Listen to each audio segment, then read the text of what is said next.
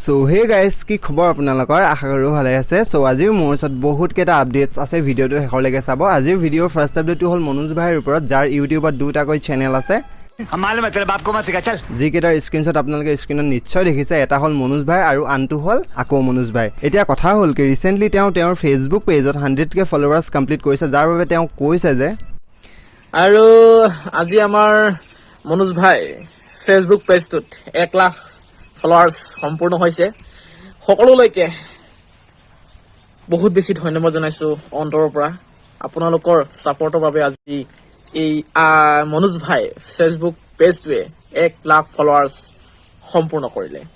সেইবাবে ভাবিছো আজি সন্ধিয়া সময়ত এটা লাইভ আহো নেকি পেজটোত। আশা কৰো সকলোলৈকে সকলোকে লগ পাম লাইভত।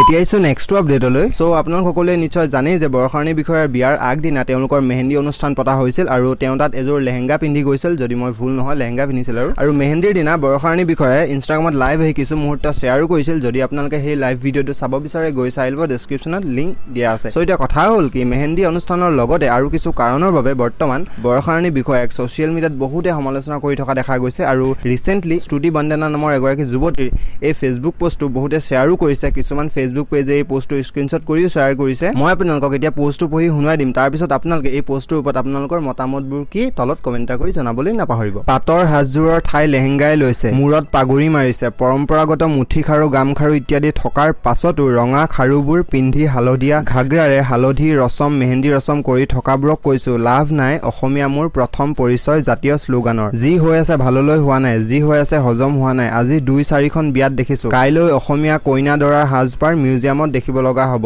বিশেষ সংযোজন পিন্ধাটো নিজৰ পছন্দৰ বুলি ভবা লিবাৰেল সকলে বুজাবলৈ নাহিলে ভাল পাম। যুৱতীগৰাকীয়ে পোষ্টটোত বৰষাৰণী বিষয়াৰ নাম লোৱা নাই, কিন্তু পোষ্টটো পঢ়ি গম পোৱা গৈছে যে তেওঁ বৰষাৰণী বিষয়াকে কৈছে। এতিয়া আইছো নেক্সট আপডেটলৈ। এই আপডেটটো প্লিজ আপোনালোকে শেষলৈকে চাব। এই আপডেটটো দেখিবা জানি আচলতে আপোনালোকৰ বেয়াও লাগিব আৰু যথেষ্ট খঙো উঠিব। সো কথা হ'ল ৰিচেণ্টলি পাপু ভৰালী নামৰ এজন বিবাহিত যুৱকৰ কিছু ফেচবুক পোষ্টৰ পৰা জানিব পৰা গৈছে যে তেওঁলোকৰ একেখন গাঁৱৰ আন এজন পাখণ্ড যুৱকে পাপু ভৰালীৰ পত্নীক ধৰ্ষণ কৰে আৰু বৰ্তমান পলাই আছে। আৰু তেওঁলোক বেংগলোৰত থাকে। এই অজিত দাস নামৰ পাখণ্ড যুৱকজনে তেওঁলোকৰ ৰুমৰ ওচৰতে আছিল। সো বাকী কথাখিনি আপোনালোকে পাপু ভৰালীয়ে তেওঁৰ পত্নীৰ লগত কৰা এই লাইভ ভিডিঅ'টোৰ পৰা গম পাব। ভিডিঅ'টো যথেষ্ট দীঘল, 26 মিনিটৰ হয়। সো গোটেই ভিডিঅ'টো মই দেখুৱাব নোৱাৰো, এই ভিডিঅ'টো যথেষ্ট দীঘল হৈ যাব। কিছু অংশ মই দেখুৱাই দিম বাৰু। ডেছক্ৰিপশ্যনত মই গোটেই পোষ্ট কেইটাৰ লগতে এই লাইভ ভিডিঅ'টোৰ লিংক দি দিম। আপোনালোকক অনুৰোধ কৰিছো প্লিজ শ্বেয়াৰ কৰি দিব যাতে পলাতক লোকজনক সোনকালে ধৰিব পৰা যায়। নমস্কাৰ, মোৰ নাম তুতুমণি ভৰালী। মই এজন বিহালী ল'ৰা হয়। বিহালীৰ মই আপোনালোকক এইটোৱে ক'ব বিচাৰোঁ, যোনটো কুকুৰে এই ছোৱালীজনীৰ জীৱনটো ধ্বংস কৰি থৈ কিনে গৈছে, তাই বেলেগ কোনো নহয়, মোৰ ৱাইফ হয়। আমি আজি প্ৰায় তাইক মই 2 বছৰ দিনে ভাল পোৱা আৰু ভাল পাই আমি বাহিৰলৈ গুচি আহিছিলোঁ। ভাল পাই বিয়া পাতি পলাই কিনে আমি বাহিৰলৈ গুচি আহিলোঁ। গুচি অহাৰ পিছত আপোনাৰ বহুত দিন থাকিলোঁ, সকলোখিনি ভালেই গ'ল। যোৱাৰ পিছত আপোনাৰ ইয়াতে আমাৰ গাঁৱৰে অজিত দাস নামৰ এজন ল'ৰা আছে, যিটো মই ফটোত আপোনালোকক পোষ্টটো কৰিছিলোঁ। ফটোখন চাইছেই চাগে, বিহালী তেলকনীয়া গাঁৱৰ ল'ৰা, তাৰ নাম অজিত দাস। সি কি কৰে আপোনালোকে নিজে শুনি লওক, এই মুখে নিজে শুনি লওক যে সি এনেকুৱা ঘৃণনা কাম কৰিছে। আপোনালোকে তাক কি ক'ম আৰু পোষ্টটো শ্বেয়াৰ কৰক, যিমানে পাৰে পোষ্টটো শ্বেয়াৰ কৰক যাতে সকলোখিনিয়ে গম পায়। সি এতিয়া ইয়াৰ পৰা পলাল বাৰু। আপোনালোকক কেনেকৈ কি হৈছিলে মই সিহঁতৰ ৰুমৰ সকলোখিনি দেখামগৈ ইয়াৰ পৰা। তাৰ ককাইকো আছে, আপোনালোকক মই সকলোখিনি দেখাম। আপুনি নিজৰ মুখেৰে শুনি লওক এই কি কয়, কেনেকৈ কি ধৰণে কি হৈছিলে ঘটনাটো সকলোখিনিয়ে ক'ব। নমস্কাৰ, মই ৰবীন ভৰালীয়ে কৈ আছোঁ। মই যেতিয়া ৰুমত থাকিব সময়ত এতিয়া মোৰ মানুহজনে ডিউটিলৈ গুচি যায়। এতিয়া মই অকণমান লেটকৈ যাওঁ। তাৰপিছত যাব সময়ত ৰুমটো অকণমান সিহঁতৰ এইফালে আছেগৈ, অকণ দূৰফালে, একেই সেই বিল্ডিং। যাব সময়ত মই হাতত থাপ মাৰিকৈ ধৰি লৈ গৈ ভিতৰত আনি লৈ মোক এনেকৈ ধৰ্ষণ কৰিব, ক'লে কৈ দিবগৈ কাকো নকবি নহ'লে জানছে মাৰি দিম তোক ক'ব। তেনেকৈ মোক ব্লেকমেইল কৰি থাকে। মই সহ্য কৰিব নোৱাৰিলোঁ। তাৰপিছত মোৰ মানুহজনক মই কৈ দিছোঁগৈ যে তেনেকৈ কৰি থাকে মানুহজনে, যে মোক কৈ দিলে জানছে মাৰি দিম বুলি কৰিব। এনেকৈ ব্লেকমেইল কৰি থাকে মোৰ লগত। হয়, আপোনালোকে নিজে ভাবি চাওক, এজনী তাৰ যোনজন ল'ৰা বুলি কয় অজিত দাস, নাই কমেও তাৰ এতিয়া 33 ইয়াৰ্ছ হ'ব। এই ছোৱালীজনীৰ এই মোৰ ৱাইফৰ 18 ইয়াৰ্ছ হয় বৰ্তমান।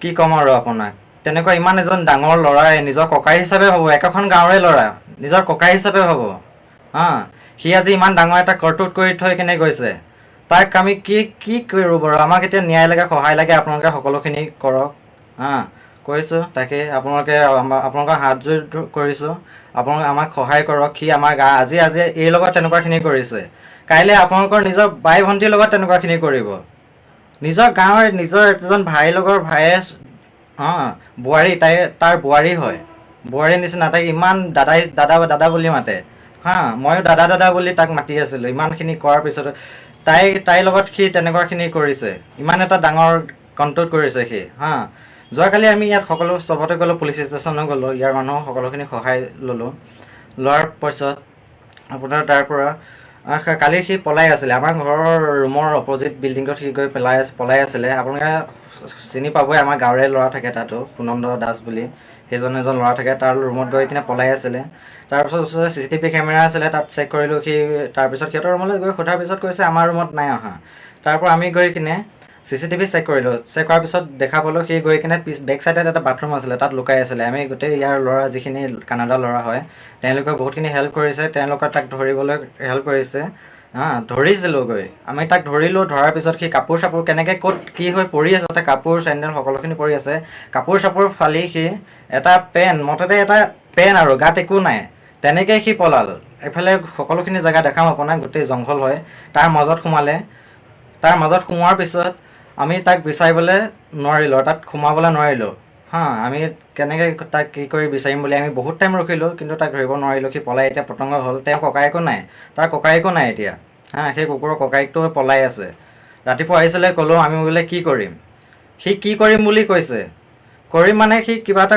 ভাইকক সিদিনাখনে মই কৈছিলোঁ যে এনেকুৱা কৰি আছে তোমাৰ ভাইয়ে তুমি তাক কিবা এটা কৰিব লাগে ন তুমি তাক কিয় নকোৱা যে মোৰ ৱাইফৰ লগত তেনেকুৱা সিহঁতো বোলে সিহঁতৰ প্ৰব্লেম কেনেকুৱা ককায়েক হয় সেইজন কেনেকুৱা ককায়েক হয় সেইটোৱে আপোনালোকক সকলোখিনি দেখাম কেনেকুৱা ধৰণৰ ৰুম ক'ত কি হৈ আছে বা ৰুমটো কোনখিনিত আৰু ঘটনাস্থলী কোনখিনিত বা সিহঁতে কালি আমি ধৰিছিলোঁ তাক সি কাপোৰ চাপোৰ তাতে পৰি আছে তাৰ চেনেল তাতে পৰি আছে সি পলালে বাৰু এতিয়া আপোনালোকে নিজে ভাবি চাওক আজি এই লগত ইমান ডাঙৰ এটা কাণ্ড কৰি থৈ গৈছে সি কাইলৈ হয়তো আপোনাৰ বা আপোনাৰ বাইদেউ আপোনাৰ ৱাইফ সিহঁতৰ লগত তেনেকুৱা কৰিবলৈ সি গাঁৱত গৈ সাহস পাব বুজি পাইছে গতিকে এনেকুৱা মানুহৰ পৰা আঁতৰি থাকিব বাচি থাকিবলৈ লাগে আপোনালোকে শ্বেয়াৰ কৰক বস্তু শ্বেয়াৰ কৰক সি যাতে শাস্তি পায় তাক শাস্তি মইতো সঁচাকৈ কৈছোঁ ৰাইজ আপোনালোকে আমাক সহায় কৰে নে নকৰে নাজানো কিন্তু এইখন এখন বাহিৰৰ দেশত আপোনালোকে জানে আমাক কোনো নিদিয়ে আমাক এতিয়া পুলিচ ষ্টেচনলৈ গৈছিলোঁ যোৱাকালি বহুতখিনি সৱাল কৰিলে বহুতখিনি ৰিকুৱেষ্ট কৰাৰ পিছত পুলিচ আহিছে